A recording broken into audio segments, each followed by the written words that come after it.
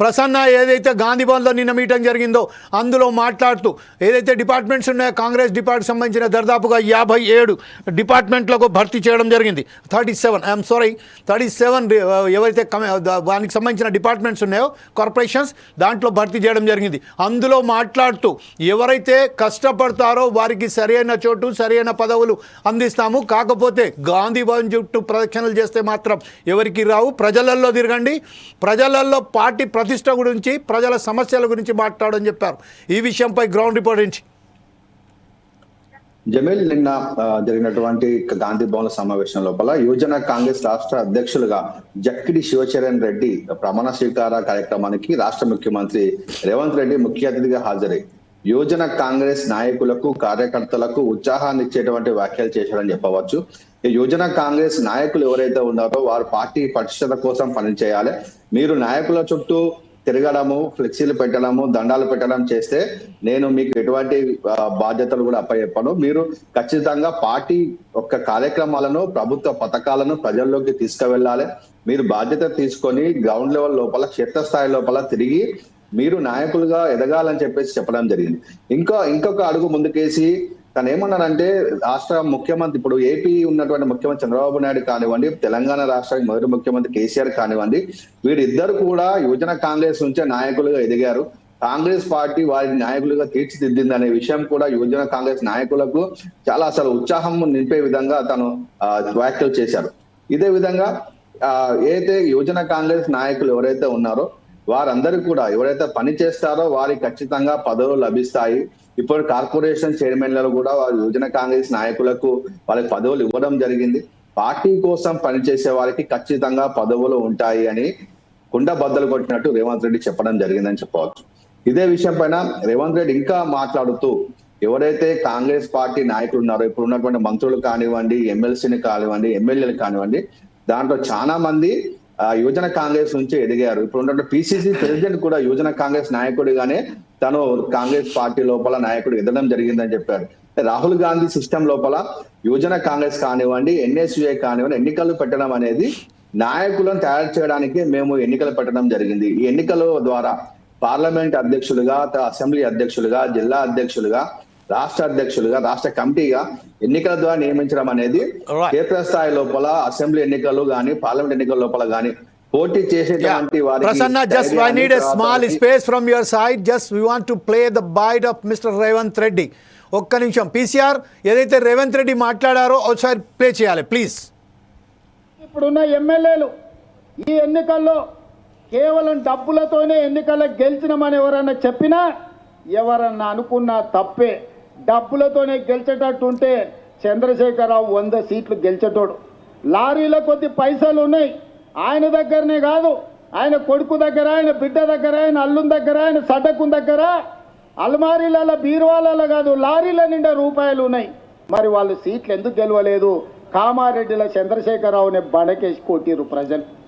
చాలా మంది ఇప్పుడు రైట్ ప్రసన్న, మనం ఇప్పుడు చూసాం రేవంత్ రెడ్డి ఏదైతే మాట్లాడుతున్నారో, బీఆర్ఎస్ పార్టీ ఎవరైతే ఉన్నారో నాయకులు వాళ్ళ దగ్గర లారీల నిండా డబ్బులు ఉన్నాయని చెప్తున్నారు. ఒక విషయం ఏంటంటే, ఇంకొక విషయం దాంట్లో యాడ్ చేయదలుచుకున్నాను. దీపాదాస్ మున్సిని తప్పించిన తర్వాత ఇప్పుడు ప్రస్తుతం మీనాక్షి నటరాజన్ ఇక్కడ పీసీసీ అంటే తెలంగాణ కాంగ్రెస్ కమిటీ ఇన్ఛార్జ్గా పెట్టడంలో అంతరం ఏమిటి? ఇంకొక విషయం ఏంటంటే, ఇప్పుడు ప్రస్తుతం ఏదైతే ఉన్నదో తీన్మార్ మల్లన్న పార్టీ టికెట్ మీద గెలిచి పార్టీకి వ్యతిరేకంగా పనిచేస్తున్నట్టుగా ఆయన నోటీసులు జారీ చేశారు. దీనిపై పూర్తి సమాచారం ఏంటి? కాంగ్రెస్ ప్రభుత్వం అధికారంలోకి వచ్చి సంవత్సరం కాలం గడిచిన తర్వాత దీపాదాస్ మున్సి ఎవరైతే ఇన్ఛార్జ్ గా ఉన్నారో తను నాయకులను సమన్వయం చేయడంలో ఫెయిల్ అయిందనే విషయాన్ని మనం గమనించవచ్చు. ఇదే విషయము అధిష్టానం కూడా గుర్తించి మీనాక్షి ఎవరైతే ఏఐసిసి సెక్రటరీ ఉన్నారో మీనాక్షిని కొత్త తెలంగాణ రాష్ట్ర వ్యవహారాల ఇన్ఛార్జ్ గా నియమించడం జరిగింది.